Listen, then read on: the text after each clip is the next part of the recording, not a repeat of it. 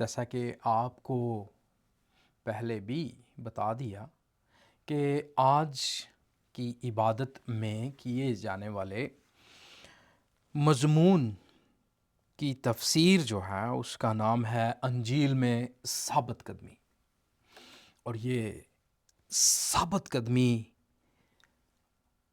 سن 1500 کی دہائی میں ہم دیکھتے ہیں ایک بہت ہی مشہور علم الہیات کے استاد نے جب ایک چرچ کے دروازے پر 95 مختلف سوالات کو ڈبیٹ کے لیے وہاں پر رکھا اور اس کے مضمونات پر اس نے قلم اٹھایا، تو جو مذہب کے ٹھیکیدار تھے اس وقت کے، انہوں نے کہا کہ یہ ہماری روایات پر، ہماری باتوں پر یہ ایک بہت بڑا دھچکا ہے اور یہ بندہ جھوٹا ہے، یہ بندہ درست نہیں، اس کو یا تو اپنے ان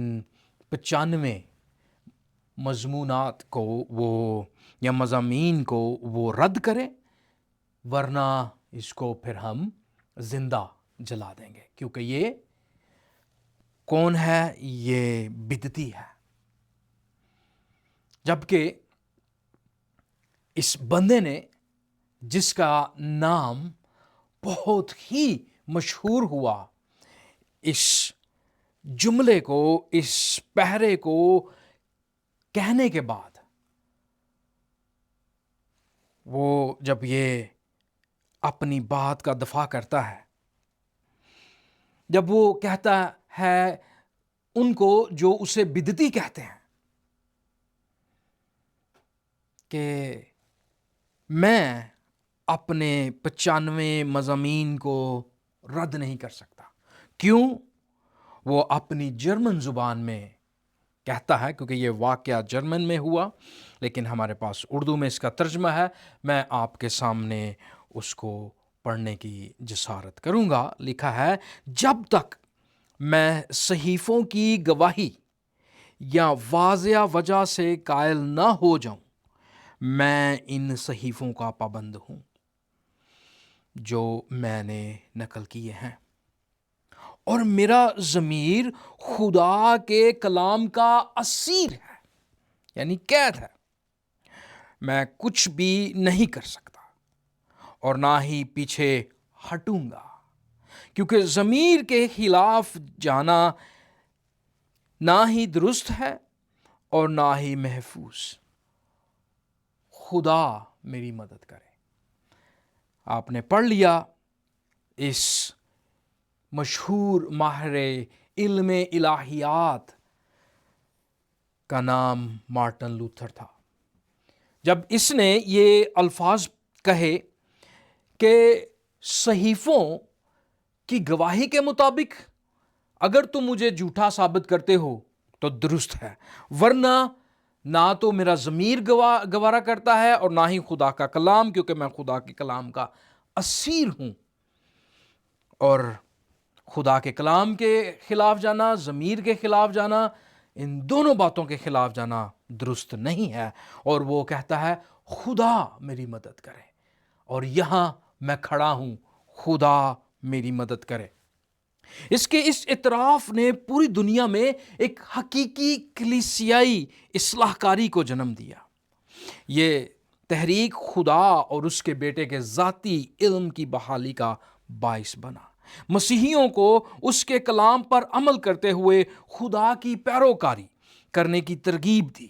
ایسا کرنے سے مسیحی صحیفے کو جاننے اور سیکھ کر یسوع مسیح کی عکاسی کرتے ہوئے مارٹن لوتھر دراصل کچھ اور نہیں کر رہا تھا، وہ فلپیوں پہلا باب اس کی 27 آیت سے 30ویں آیت کو عملی جامہ پہنا رہا تھا، اور وہ حوالہ جو ہے آج ہم آپ کے سامنے پڑھیں گے اور اسی کی آج ہم تفسیر بھی کریں گے کہ کیا یہ بات تھی کہ مارٹن لوتھر وہ انجیل کے پیغام میں ثابت قدم ہے. وہ کہتا ہے میں کچھ نہیں کر سکتا. اس کے مخالف اسے مار ڈالنے کی دھمکی دے چکے ہیں.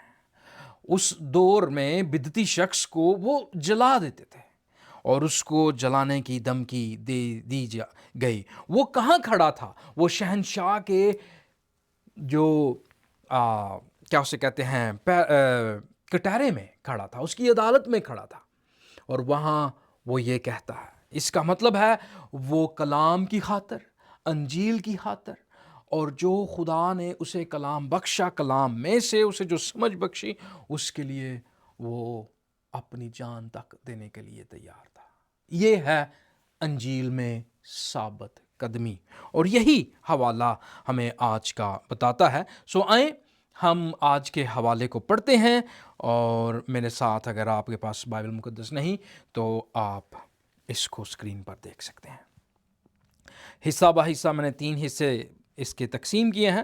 سو امید ہے آپ ان 3 حصوں کو باری باری ابھی پڑھیں گے. اوپر اس کے عنوان بھی ہے، صرف یہ کرو کہ تمہارا چال چلن مسیح کی خوشخبری کے موافق رہے، تاکہ ہوا میں آؤں اور تمہیں دیکھوں، ہوا نہ آؤں تمہارا حال سنوں کہ تم ایک روح میں قائم ہو اور انجیل کے ایمان کے لیے ایک جان ہو کر جان فشانی کرتے ہو. 28ویں آیت ہے، اور کسی بات میں مخالفوں سے دہشت نہیں کھاتے، یہ ان کے لیے ہلاکت کا صاف نشان ہے، لیکن تمہاری نجات کا یہ خدا کی طرف سے ہے.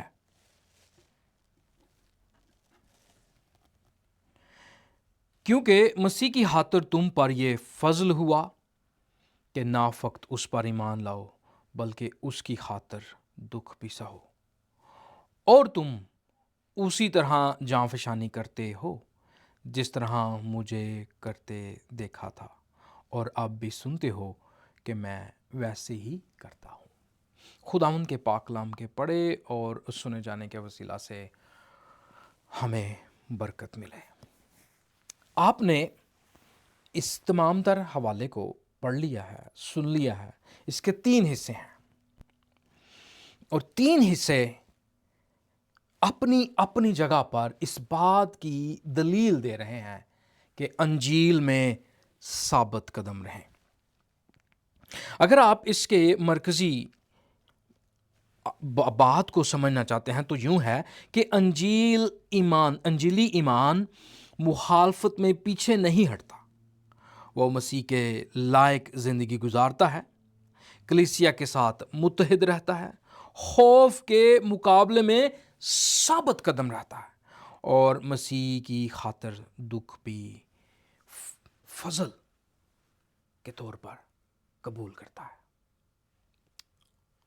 ہم جب اس حوالے کو، اس کے سیاق و سباق کو دیکھتے ہیں تو دراصل پولس فلپیوں کے خط میں جب یہ ثابت قدمی 27 سے 30 تک کہتا ہے ثابت قدم رہو، تو اس کا مقصد کیا ہے؟ وہ بات کیا کر رہا ہے؟ وہ سوال پوچھتا ہے. یوں کہہ سکتے ہیں کہ جب خوشخبری کی وجہ سے مخالفت، خوف اور دکھ کا سامنا ہو تو ایک مسیحی کی زندگی کیسی ہونی چاہیے؟ پھر اس کا وہ جواب دیتا ہے، تمہارا چال چلن مسیح کی خوشخبری کے موافق رہے. یعنی انجیل صرف وہ پیغام نہیں جس پر ہم ایمان رکھتے ہیں، بلکہ وہ حقیقت ہے جس کے مطابق ہمیں اپنی زندگی گزارنی ہے.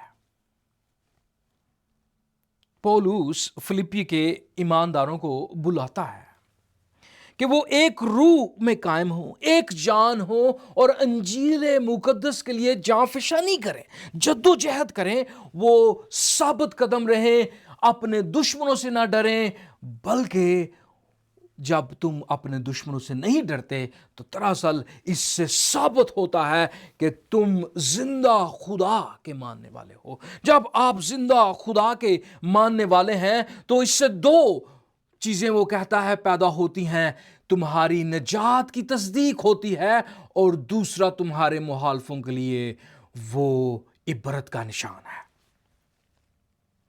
اور وہ کہتا ہے کہ ہم بلائے گئے ہیں، ایمان لائیں اور اس کی خاطر دکھ سہیں۔ اسی بات کو وہ کرتا ہے اور بتاتا ہے کہ وہ پہلی آیت ہے 27، اس میں کہ انجیلی ایمان کے مطابق چال چلن۔ وہ کہتا ہے صرف یہ کرو کہ تمہارا چال چلن مسیح کی خوشخبری کے موافق رہے، تاکہ میں آؤں یا نہ آؤں تمہارا حال سنوں، ہے نا، کہ تم ایک روح میں قائم ہو اور انجیل کے ایمان کے لیے جان فشانی کرتے ہو، جد و جہد کرتے ہو۔ وہ اس آیت کو یوں نہیں کہہ رہا کہ اب تم کرنا شروع کر دو، وہ یہ نہیں کہہ رہا کہ ابھی جاؤ اور جا کر کچھ اس طرح کی مشقیں کرو، بلکہ یہاں پر جو لفظ ہے موافق رہے، اس سے ہم سمجھتے ہیں کہ وہ پہلے اس کام کو کر رہے تھے۔ اگر آپ اس آیت کو سمجھنا چاہیں تو اس کے 3 حصے ہیں۔ ایماندار کی زندگی کا طرز عمل انجیل پاک کی خوشخبری کے لائق ہو، ایک روح میں مضبوطی سے کھڑے رہیں اور انجیل کے ایمان کے لیے شانہ بشانہ جد و جہد کریں۔ اگر آپ اسی باب کی 3 آیت سے لے کر 11ویں آیت تک پڑھیں تو آپ کو واضح طور پر یہ پتہ چلے گا کہ پولس رسول کیا کہتا ہے۔ وہ اس حوالے میں، اس باب میں 3 آیت سے لے کر 11ویں آیت تک یہ بتا چکا ہے کہ میں خدا کا شکر کرتا ہوں کہ تم پہلے دن سے میرے ساتھ انجیل مقدس کی منادی اور اس کی جد و جہد میں شریک ہو۔ اور وہ ان آیات میں 2 دفعہ دعا کا ذکر کرتا ہے۔ پہلی دعا وہ ان کے لیے خدا کا شکر کرتا ہے، دوسری بات وہ دعا کرتا ہے کہ یہ انجیل میں اسی طرح قائم رہیں، اسی لیے وہ 27ویں آیت میں اس کو دوبارہ پیش کرتا ہے۔ مثال کے طور پر وہ کہتا ہے میں پولس فلپیوں کو ان کی وفاداری یاد دلاتا ہوں، ان کی وہ حوصلہ افزائی کرتا ہے کہ وہ اس کے ساتھ انجیل میں پہلے دن سے شریک ہیں۔ وہ کہتا ہے اسی طرح جاری رکھو، مت رکو، مسیح کی خوشخبری کے لائق زندگی گزارو۔ اور جب وہ کہتا ہے کہ اس لائق زندگی گزارو، تمہارا چال چلن ایسا ہو، تو یونانی میں اس کا مطلب ہے کہ ایسا چال چلن جو ہر ایک شہری کو قائم رکھنا ہے۔ دوسرے معنوں میں وہ انہیں بتا رہا ہے کہ فلپی جو ایک رومی شہر ہے، اس کے باسی جو ہیں وہ روم کے ہیں۔ اس وقت کے روم کے لوگ اپنے آپ کو سب سے اعلیٰ قسم کے لوگ سمجھتے تھے، اور پولس کہتا ہے کہ تمہارا چال چلن جس طرح تم چل رہے ہو، تم رومیوں سے بھی اعلیٰ چال چلن رکھو۔ اور وہ کیسے ہو سکتا ہے؟ انجیل کے مطابق چال چلن۔ تمہارا چال چلن جو ہے وہ انجیل کے مطابق ہو، کیونکہ وہ 3 باب کی 20ویں آیت میں بتاتا ہے کہ ہمارا وطن آسمان ہے۔ تم فلپی میں رہتے تو ہو، لیکن تم فلپی کے شہر میں کس کو ریپریزنٹ کر رہے ہو؟ تم کس کے ایلچی ہو؟ تم کس کے ایمبیسیڈر ہو؟ تم خداوند یسوع مسیح کے اور اس کی خوشخبری جس کو ہم انجیل کہتے ہیں اس کے تم ایمبیسیڈر ہو۔ مقصد کیا ہے؟ کہ وہ جانے، جس شہر کو وہ سمجھتے ہیں کہ وہ سب سے بہترین ہے، اس کے سٹیزن جو ہیں ان کی کیا ہی بات ہے، وہ جانے کہ جب وہ انجیلی مسیحی سے ملیں گے، جب وہ انجیل کی شہریت کے بارے میں جانیں گے، تو وہ بالکل حیران ہو جائیں گے۔ اور اس سے جب میں آؤں یا نہ آؤں، اگر سنوں کہ تم اسی طرح زندگی بسر کر رہے ہو، تم روح میں ایک ہو، تم کلام مقدس میں جد و جہد کر رہے ہو، تو وہ کہتا ہے میرے لیے یہ خوشی کی بات ہوگی۔ کیوں وہ اس کے بارے میں وہ انہیں کہتا ہے تمہارا چال چلن بہترین ہو؟ کیا وجہ ہے؟ ایک روز تھا کہ جب پولس بھی اپنے آپ کو سب سے بہترین وہ سمجھتا تھا، وہ جہاں رہتا تھا، جس معاشرے میں وہ رہتا تھا، جس دین کی وہ پیروی کرتا تھا، وہ سمجھتا تھا کہ باقی لوگ جو ہیں وہ کچرا ہیں، باقی لوگ کچھ بھی نہیں۔ اور اسی فلپیوں کے 3 باب کی پہلی آیت سے لے کر 11ویں آیت تک وہ اس بات کی جو ہے وہ ذکر کرتا ہے، وہ بتاتا ہے کہ اس کا کیسا چال چلن تھا، وہ کس قسم کی زندگی بسر کرتا تھا۔ وہ کہتا ہے، میں نے سلائیڈ میں نہیں اس کو ڈالا، اس کے لیے معذرت، آپ غور سے سنیے گا۔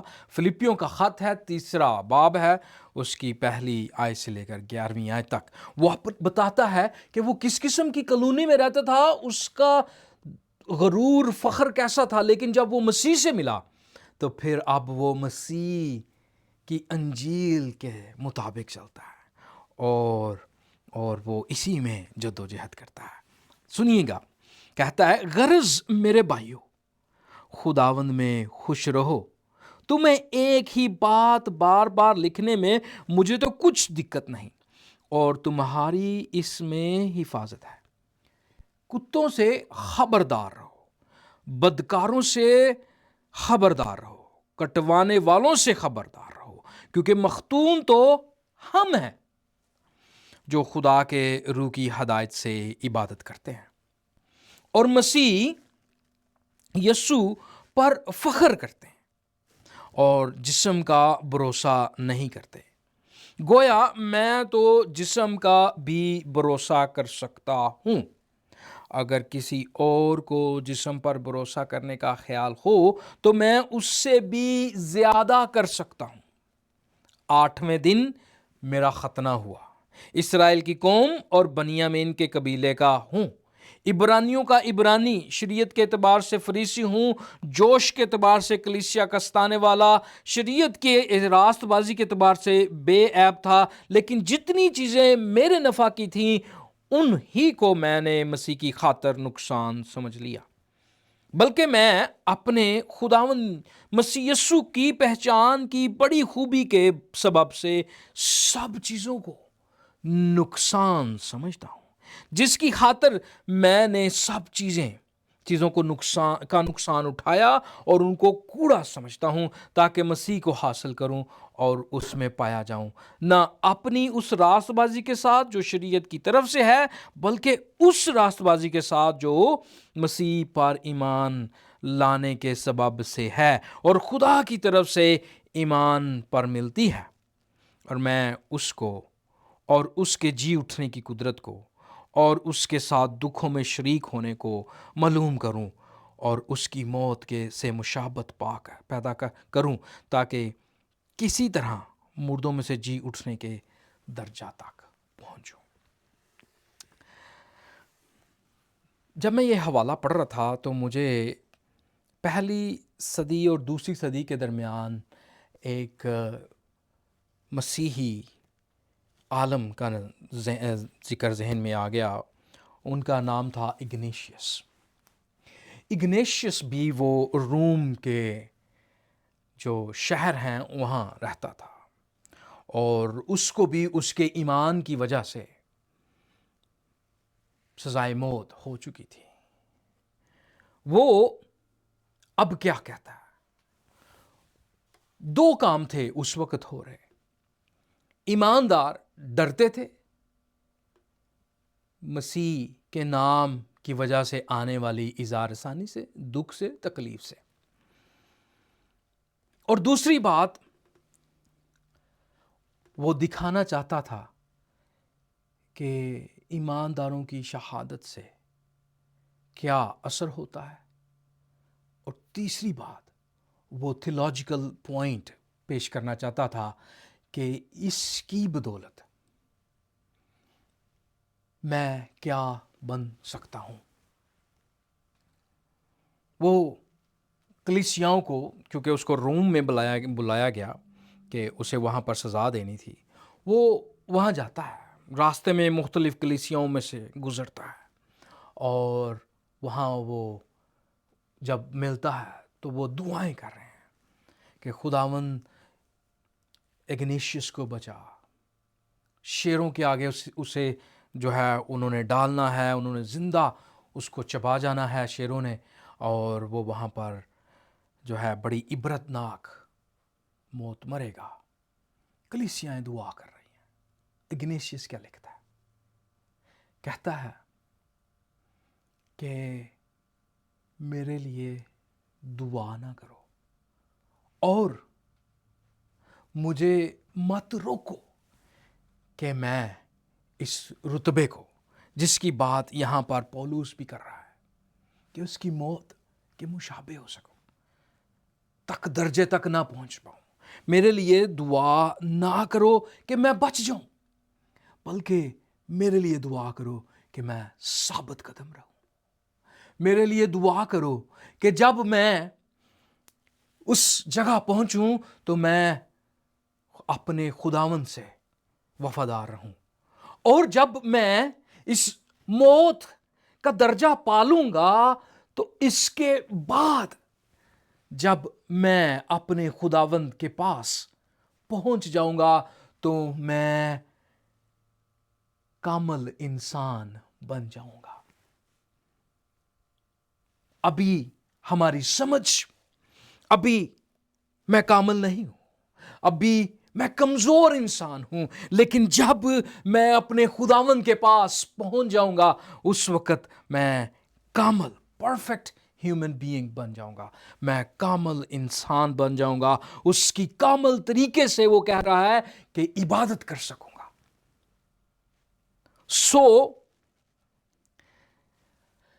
روم کی کالونی، روم کی سٹیزن شپ جو تھی، وہ موت سے پروٹیکشن کے لیے بھی تھی کہ یہ رومی ہے، اس کو تنگ نہ کیا جائے.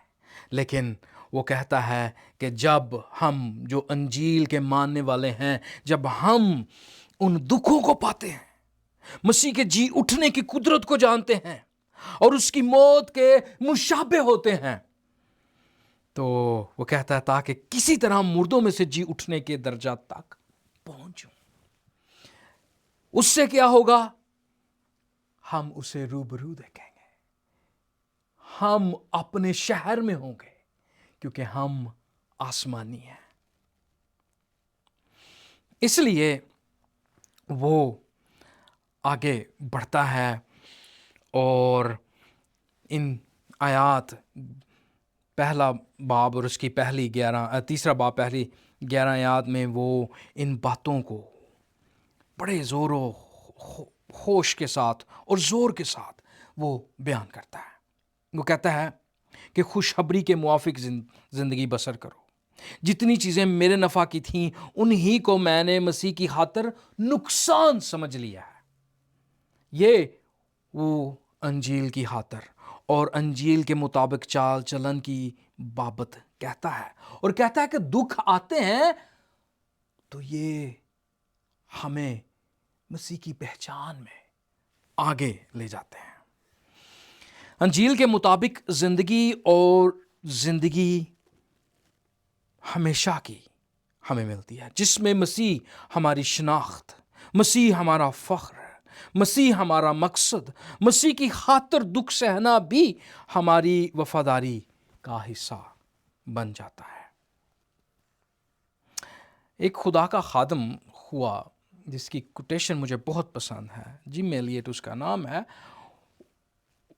بار بار میں نے آپ کے سامنے اس کو پیش کیا۔ وہ کہتا ہے کہ وہ کوئی بیوقوف نہیں جو وہ دیتا ہے، جو وہ حاصل کرنے کے لیے نہیں رکھ سکتا، جسے وہ کھو سکتا ہے۔ جناب من، یہ بڑی اہم بات ہے۔ اگر آپ نے اس کوٹیشن کو انجیل کے مطابق دیکھنا ہے تو آپ مرکز 8، متی 16 اور لوکا 9 باب آپ ان کو پڑھ سکتے ہیں۔ وہاں سے یہ کوٹیشن جہاں تک میں سمجھتا ہوں جم ایلیٹ نے حاصل کی۔ بات جو ہے وہ ابھی چال چلن کی بات کر رہے ہیں، اور چال چلن میں نے بات آپ کو اگنیشیس کی بتائی۔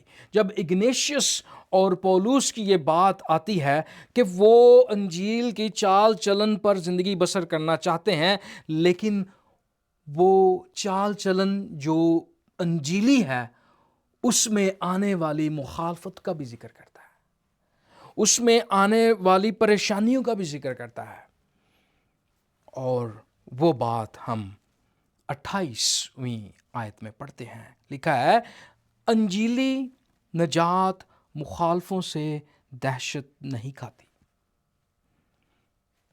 آیت ہے، اور کسی بات میں مخالفوں سے دہشت نہیں کھاتے۔ یہ ان کے لیے ہلاکت کا صاف نشان ہے، لیکن تمہاری نجات کا، اور یہ خدا کی طرف سے ہے۔ آپ اندازہ لگائیں، اگر آپ اس کو پڑھتے ہیں، کسی بات میں مخالفوں سے دہشت نہیں کھاتے، یہ ان کے لیے ہلاکت کا نشان ہے، لیکن تمہاری نجات اور یہ خدا کی طرف سے ہے۔ کیا سیکھتے ہیں آپ اس میں سے؟ اگر آپ اس کے اوپر کچھ لکھیں تو شاید آپ یوں لکھیں گے کہ انجیلی ایمان مخالفت میں خوف کی بجائے خدا پر بھروسہ کرتے ہوئے ثابت قدم رہتا ہے، اور یہ ثابت قدمی خدا کی طرف سے نجات کی نشانی ہے۔ سمجھ لگی بات کی؟ اگر نہیں لگی تو یوں میں آپ کو سادہ الفاظ میں بتانا چاہتا ہوں کہ جب آپ خدا پر ایمان رکھتے ہیں اور انسان سے ڈرتے ہیں تو پھر آپ دراصل اپنے ایمان میں تضاد دیکھتے ہیں۔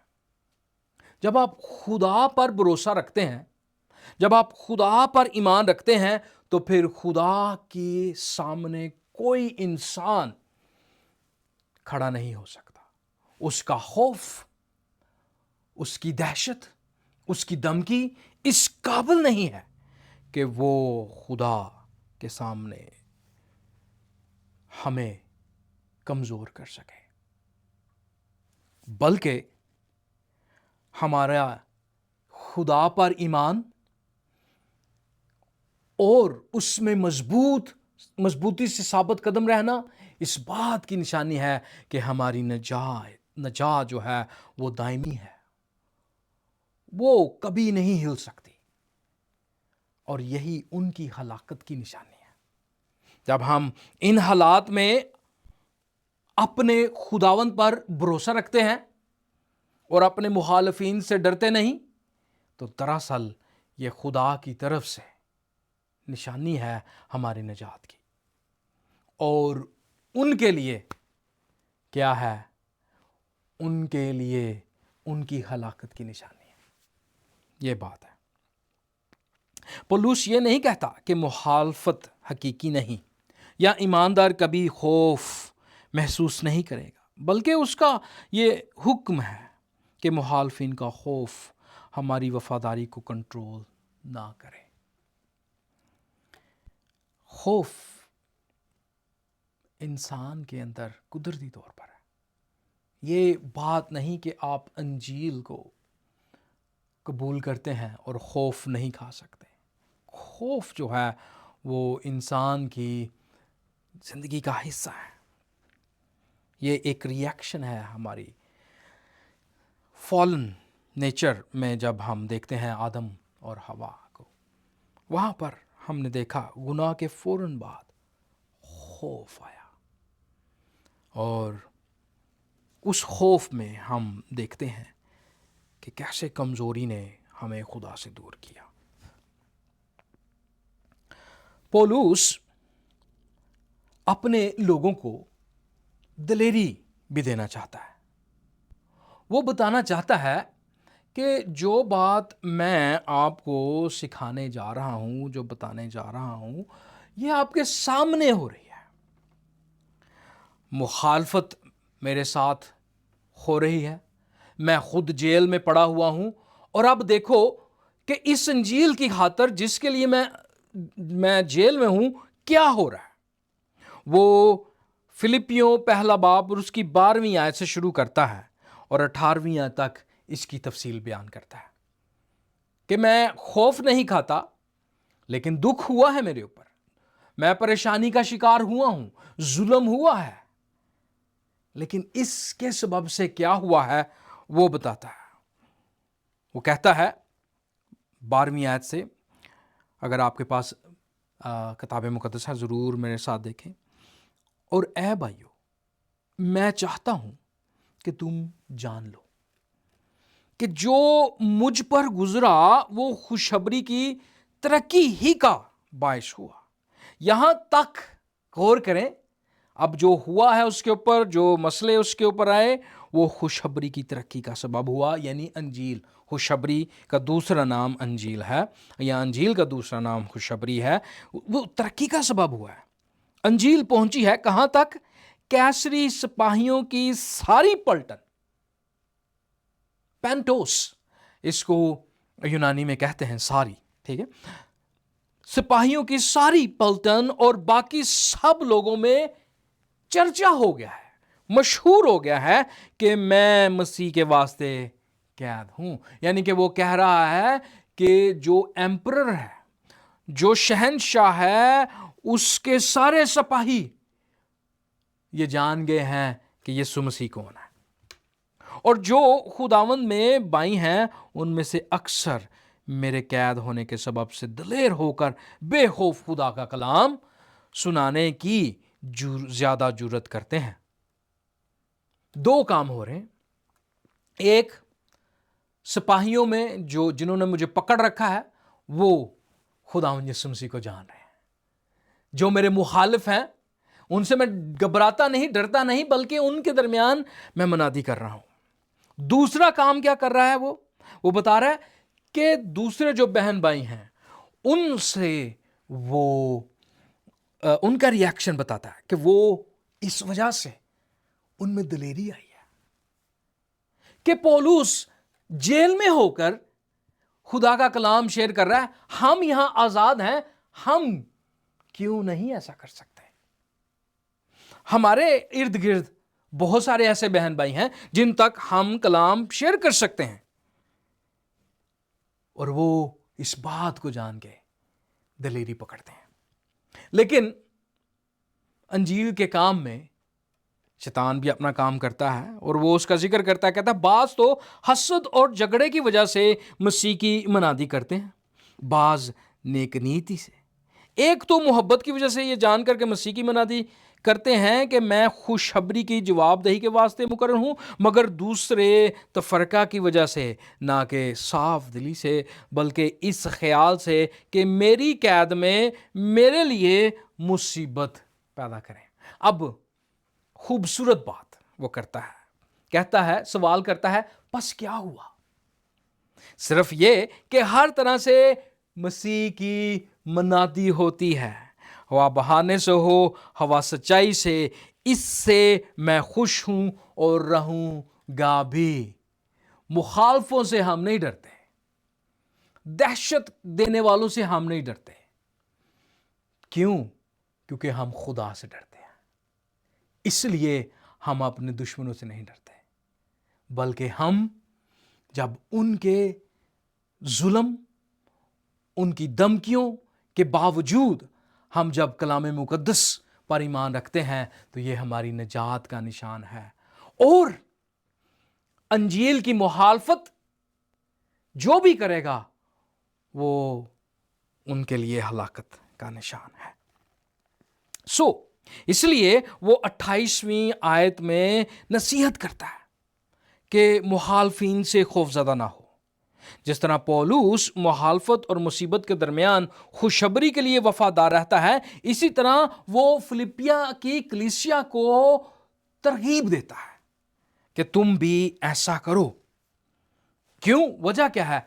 तुम ईमान रखते हो निजात खुदावंद से है। तुम ईमान रखते हो कि हमारा मुनज्जी मुर्दों में से जी उठा। तो मौत के बंद जिसने खोल दिए हैं, उसके लिए तुम उनसे डरते हो जिनको खुद मालूम नहीं कि उनके साथ क्या होना है। दूसरी बात जब वो करते हैं तो ये बात मुसीबत की, परेशानी की, तो मसीह यस्सु की ये तालीम है। पौलुस के बारे में अक्सर लिबरल और अक्सर उसके नाकदीन मुख्तलिफ मुस्लिम बहन भाई भी पौलुस के बारे में कहते हैं कि उसने मसीहियत में बिगाड़ पैदा किया है, जबकि ये ईमान और ईमान में दुखों के साथ मसीह की खिदमत की तालीम उसकी नहीं, बल्कि खुदावंद यीशु मसीह ने खुद इसको हमें सिखाया। और इसका जिक्र हमने इबादत के शुरू में मत्ती की अंजील उसके 10वें बाब में उसकी 26 से 31 और फिर मरकस 8 बाब उसकी 34 से 38 में देखते हैं। और इसकी हम खूबसूरत मिसाल जो है वो हम देखते हैं मत्ती की अंजील उसके 5वें बाब और उसके जो है हम 11वीं और 12वीं आयत में उसको देख सकते हैं कि खुदावंद यीशु मसीह के ये तालीम है कि वो फरमाते हैं कि जब कोई तुम्हें मेरे नाम से लान तान करे तो तुम क्या करना। ये बड़ी ही मशहूर आयत है, मैं आपके सामने पढ़ने जा रहा हूँ। लिखा है, जब मेरे सबब से लोग तुमको लान तान करेंगे और सताएंगे और हर तरह की बुरी बातें तुम्हारी निस्बत ना हक कहेंगे तो तुम मुबारक होगे। खुशी करना, नहायत शादमान होना, क्योंकि आसमान पर तुम्हारा अजर बड़ा है, इसलिए कि लोगों ने उन नबियों को भी जो तुमसे पहले थे इसी तरह सताया था। मैंने आपको मुख्तलिफ हवाला जात पेश कर दिए। मकसद यही है कि आप ये जानें कि ईमान जो मसीही है वो हमें ये नहीं कहता कि तलवार उठा लो और डट जाओ। नहीं, हमें कौन सी तलवार दी गई है? कलाम मुकद्दस। हमें कलाम मुकद्दस बख्शा गया है, ये रूह की तलवार है और इसे हमें बताया गया है कि उठाना है और इसी को पेश करना है, इसी के मुताबिक ज़िंदगी बसर करनी है। इसी पर ईमान की वजह से मुखालफों से जो है वो नहीं डरना, बल्कि एक मशहूर खुदा का खादम 4वीं सदी में हुआ, उसका नाम है टर्टुलियन। वो कहता है कि शहीदों का खून दरअसल चर्च का बीज है। उस खून की वजह से उसने देखा है कि किस कदर कलीसिया में बढ़ाव पैदा हुआ है, किस कदर तरक्की हुई है, किस कदर कलीसियाएं जगह बजगह जो हैं वो निकलना जैसे फूल जो है वो खिलते हैं, वैसे कलीसियाएं खिलती जाती हैं। और वजह क्या है? शहादत का। شہیدوں کا خون جو ہے وہ اس بات کی ترجمانی کرتا ہے۔ سوال ہے، ہم کن طریقوں سے اپنے ساتھی بھائیوں کی مدد کرتے ہیں جب وہ خوف اور دہشت میں ہوتے ہیں، جب ان کے اوپر مسئلہ آتا ہے، جب وہ پریشانی کا شکار ہوتے ہیں، تو ہم ان کی کیسے حوصلہ افزائی کرتے ہیں؟ ہم ان کو کیسے یاد دلاتے ہیں کہ ہمارا ایمان خدا پر ہے جو انسانوں سے بڑا ہے؟ کیسے ہم اس بات کی جو ہے وہ تلقین کرتے ہیں؟ آخری بات ہے انجیلی ایمان فضل،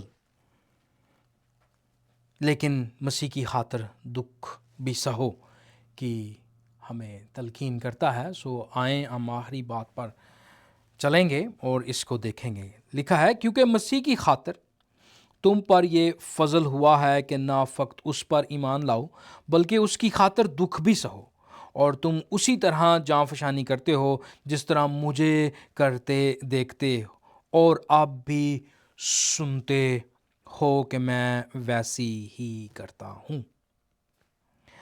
اس بات کی جو اہم ترین پہچان ہے وہ کیا ہے کہ خدا اپنے فضل سے ہمیں نہ صرف مسیح پر ایمان عطا کرتا ہے بلکہ مسیح کی خاطر دکھ سہنے کا شرف بھی بخشتا ہے۔ شاید یہ آپ کو بات عجیب لگے کہ مسیح کی خاطر دکھ سہنے کا شرف۔ ایماندار ہوتے ہوئے ہم ایمان رکھتے ہیں کہ ہم اپنے نیک اعمال سے جنت میں نہیں جاتے، لیکن اس سے پہلے ہم یہ بھی ایمان رکھتے ہیں کہ ہم اپنے گناہوں کی وجہ سے مرد آتے ہیں، کیونکہ گناہ جو خدا کے خلاف ہوا وہ اتنا بڑا ہے کہ انسان کبھی بھی اس سے چھٹکارا حاصل نہیں کر سکتا۔ جب وہ کبھی بھی اس سے چھٹکارا نہیں حاصل کر سکتا تو قیامت والے دن کیا ہوگا؟ وہ ابدی جہنم میں جائے گا، جہاں مکمل طور پر وہ مر جائے گا، وہ موت کی حالت میں رہے گا۔ تو جب آپ اس بات کو دیکھتے ہیں کہ ہم ایسے گناہ میں قید تھے جو ابدی موت کا شکار ہمیں کر دے گا، جب ہم اس سے چھوٹ جاتے ہیں تو یہ فضل ہے۔ اور جب ہم اس بات کو دیکھتے ہیں کہ یہ فضل ہے اور مسیح یسوع خود یہ تعلیم دے گئے کہ میرے ساتھ دنیا نے عداوت رکھی تو تمہارے ساتھ وہ کیا کچھ نہیں کریں گے۔ سو اسی بات کو آیات 29 سے 30 تک وہ لے جاتا ہے۔ خدا نے ایمانداروں کو فضل سے دو چیزیں عطا کی ہیں، مسیح پر ایمان اور مسیح کی خاطر دکھ سہنا۔ پولس یہ تعلیم نہیں دیتا بلکہ اپنی زندگی میں اس کی عملی پہچان بخشتا ہے۔ وہ آیات جو ہیں کیا اسے کہتے ہیں 18 سے 26 تک وہ اس بات کو کہتا ہے۔ 19 سے میں پڑھوں گا، کیونکہ میں جانتا ہوں کہ تمہاری دعا اور یسوع مسیح کے روح کے انعام سے اس کا انجام میری نجات ہوگا۔ چنانچہ میری دلی آرزو اور امید یہی ہے کہ میں کسی بات میں شرمندہ نہ ہوں، بلکہ میری کامل دلیری کے باعث جس طرح مسیح کی تعظیم میرے بدن کے سبب سے ہمیشہ ہوتی رہی ہے اسی طرح اب بھی ہوگی۔ ہوا میں زندہ رہوں، ہوا مروں، کیونکہ زندہ رہنا میرے لیے مسیح اور مرنا نفع ہے۔ لیکن اگر میرا جس میں زندہ رہنا ہی میرے کام کے لیے مفید ہے تو میں نہیں جانتا کہ کسے پسند کروں۔ میں دونوں طرف پھنسا ہوا ہوں۔ میرا جی تو چاہتا ہے کہ کوچ کر کے مسیح کے پاس جا رہا ہوں، کیونکہ یہ بہت ہی بہتر ہے، مگر جسم میں رہنا تمہاری خاطر زیادہ ضروری ہے۔ اور چونکہ مجھے اس کا یقین ہے، اس لیے میں جانتا ہوں کہ زندہ رہوں گا، بلکہ تم سب کے ساتھ رہوں گا، تاکہ تم ایمان میں ترقی کرو اور اس میں خوش رہو، اور جو تم میں مجھ پر فخر ہے وہ میرے پھر تمہارے پاس آنے سے مسیح میں زیادہ ہو جائے۔ بات سمجھ رہے ہیں آپ؟ مکمل طور پر وہ اس بات کے لیے تیار ہے کہ میں جو دکھ سہ رہا ہوں، جیل میں ہوں، یہ خط جیل سے لکھتا ہے تو وہ کہتا ہے کہ اس سے آگے بھی اگر مجھے مرنا ہو تو یہ میرے لیے خوشی کی بات ہوگی، میں اپنے خداوند کے پاس چلا جاؤں گا، یہ میرے لیے پرمسرت بات ہوگی۔ لیکن اگر زندہ رہنا ہے تو وہ پھر کیا ہے؟ میں کلیسیا کی ترقی، تمہارے لیے میں زندہ رہنا بھی پسند کرتا ہوں تاکہ میری وجہ سے تم ترقی پاؤ، تاکہ میں تمہارے ساتھ آؤں اور تمہاری مدد کروں انجیل کو سمجھنے میں، انجیل کے پھیلاؤ میں، اور اس کے مطابق چال چلن رکھنے میں۔ دوسرے معنوں میں دکھ انجیل کو شکست نہیں دیتا، خدا دکھ کو مسیح کے جلال اور انجیل کی ترقی کے لیے استعمال کرتا ہے، یہ وہ کہتا ہے۔ میں آپ کے سامنے ایک نہایت اہم بات رکھوں گا اور اس کے بعد پھر ہم خداوند یسوع مسیح کی تعلیم پر غور کریں گے۔ میرے سامنے جان پائپر ہیں، انہوں نے بڑا خوبصورت اسی پیسج کے اوپر کلام سنایا، اور وہ اس کلام سناتے ہوئے اس 2 آیات کے بارے میں کہتے ہیں۔ وہ کہتے ہیں جب آپ خداوند کے شاگرد ہوتے ہیں تو آپ کو وہ اپنے فضل سے دکھ بھی دیتا ہے تاکہ ان میں خداوند جلال پائے۔ جب اس نے یہ الفاظ کہے تو میں نے کہا کہ میں جان پائپر ہی کے الفاظ استعمال کروں گا، کوئی یہ نہ کہے کہ میں اپنی طرف سے یہ الفاظ بیان کر رہا ہوں۔ یہ جان پائپر، ڈاکٹر جان پائپر، وہ کہتے ہیں جب آپ خداوند کے شاگرد ہیں تو آپ کو وہ اپنے فضل سے دکھ بھی دیتا ہے تاکہ ان میں خداوند جلال پائے۔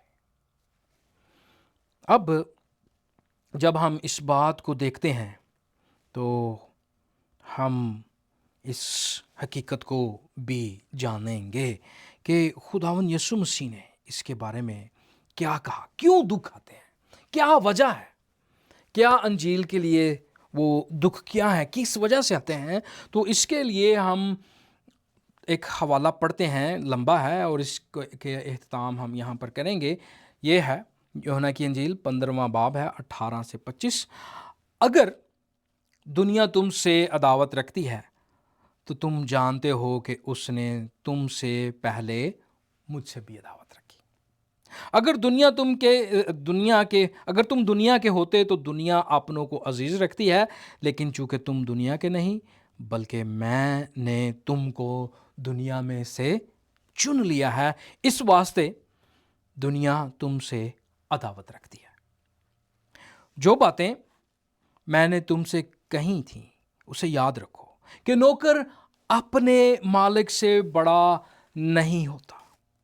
اگر انہوں نے مجھے ستایا تو تمہیں بھی ستائیں گے، اگر انہوں نے میری بات پر عمل کیا تو تمہاری بات پر بھی عمل کریں گے، لیکن یہ سب کچھ وہ میرے نام کے سبب سے کریں گے۔ متی 5 باب 11 سے 12 آیات۔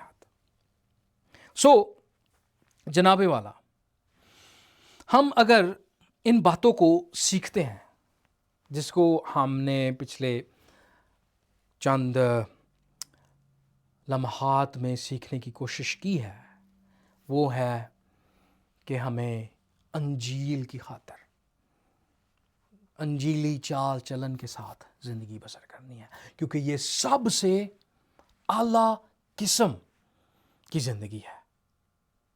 یہ رومن زندگی سے بھی اعلیٰ ہے، یہ کسی بھی قسم کی زبردست سٹیزن شپ سے اعلیٰ ترین سٹیزن شپ ہے، کیونکہ یہ آسمانی سٹیزن شپ ہے۔